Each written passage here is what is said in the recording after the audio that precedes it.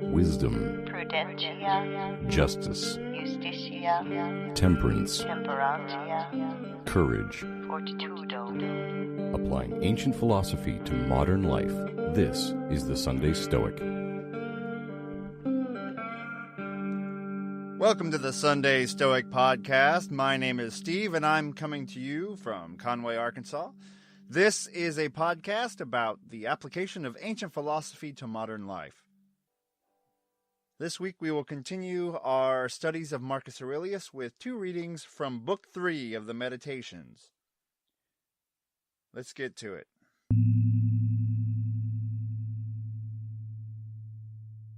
The Meditations of Marcus Aurelius, Book 3, Number 4. Do not waste the remainder of your life in thoughts about others when you do not refer your thoughts to some object of common utility. For you use the opportunity of doing something else when you have such thoughts as these. What is such a person doing? And why? And what is he saying? And what is he thinking of? And what is he contriving?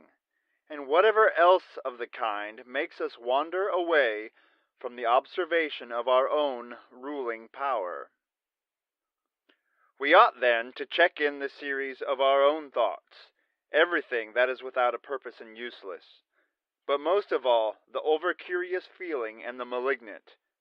And a man should use himself to think of things only about which, if one were to suddenly ask, "What have you in your thoughts?" with perfect openness you might immediately answer this or that, so that from your words it should be plain that everything in you is simple and benevolent, and such as befits a social animal, and one that cares not for thoughts about pleasure or sensual enjoyments at all, nor has any rivalry or envy and suspicion or anything else for which you would blush, if you should say that you had it on your mind. Number 5. Labor not unwillingly, nor without regard to the common interest, nor without due consideration, nor with distraction, nor let studied ornament set off your thoughts. Be not either a man of many words, or busy about too many things. And further, let the deity which is in you be the guardian of a living being, manly and of ripe age, and engaged in matter political, and a Roman and a ruler who has taken his post like a man waiting for the signal which summons him from life. And be ready to go, having needed neither of oath nor of any man's testimony. Be cheerful also, and seek not external help, nor the tranquility which others give. A man, then, must stand upright, and not be kept upright by others. One great thing about reading Marcus Aurelius is he gives a great example of how to keep a daily journal. Something that I'm not great at, and when I do it, I'm far more abbreviated than Marcus. I'm a man of fewer words, especially when pen comes to paper. I can jibber-jabber all day long, but pen to paper makes me brief. I guess I feel like I'm paying for every word I write or something. I don't know. So one bit of advice here is not to waste time thinking of others unless you're thinking about how to help others, the common good of humanity. Don't spend your time wondering if they like you. Instead, we need to pay more attention to our own ruling power. Don't gossip about others. Internally, just check yourself. Make sure you are steering your own ship in a good direction. And he recommends watching what you think, rather than fantasizing about so-and-so or thinking about being rich or whatever. Imagine that at any point, someone could walk up to you and say, "What are you thinking about?" And let's say you couldn't help it. You were compelled to answer out loud whatever is on your mind. So Marcus's goal here is to always have thoughts pure enough that if he was standing in front of a crowd and they said, "What are you thinking about?" he wouldn't go on and on about the fantasy he was having and embarrass himself. He would be proud to state forth the pure thoughts he was having in his mind. That I'd say is an enviable thing to strive for, but sometimes the mind wanders. So I'll let you be the judge of how much you want to apply that to your own life.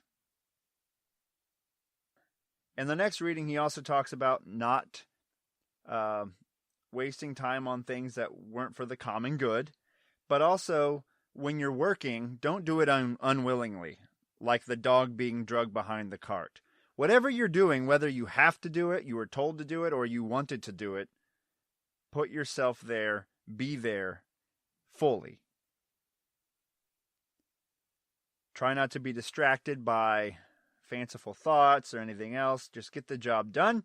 And he says to be a man of not too many words, so not too gabby, just simple, straightforward, to the point, and not too busy with too many things. That's something I'm guilty of, is too many damn hobbies, and I should get rid of a lot of material possessions and a lot of hobbies and focus on a couple. He lastly says that we need to be self-reliant and not kept upright by others. And there's two different ways to look at that. Trying to be a self-sufficient, I don't need anybody's help. And that's not exactly what he means, I don't think, because Stoics are social animals. We need each other as a societal being. But we can't look to others to be propped up in terms of our own happiness, to be whiny and needy and need people to prop us up and tell us how good we are. Oh, you're so good. Oh, good. Well, they said I'm good, so I'm good to go for another day. You're just going to want more rewards the next day. You're going to need more feedback. You're going to need more praise and acclaim, and it never ends. You need to be able to be satisfied with your work, with your own eyes, with your own guiding principles, and not constantly seeking the praise and the approval of everyone around you. Something to strive for, something to look forward to. Let's strive to care about everyone around us and to make the world a better place, while at the same time giving up our cares about what they think about us and our work. Carpe diem. Thank you for listening to the Sunday Stoic. If you enjoyed the show, please subscribe, rate, and review the Sunday Stoic on iTunes. Become a member of the Sunday Stoic team, earn rewards, and be an integral part of the show by becoming a patron at www.patreon.com/SundayStoic. Contact the show by emailing sundaystoic@gmail.com or by leaving a voicemail at 501-503-3132. To find out more, visit www.sundaystoicpodcast.com. And as Steve always says, Carpe Diem.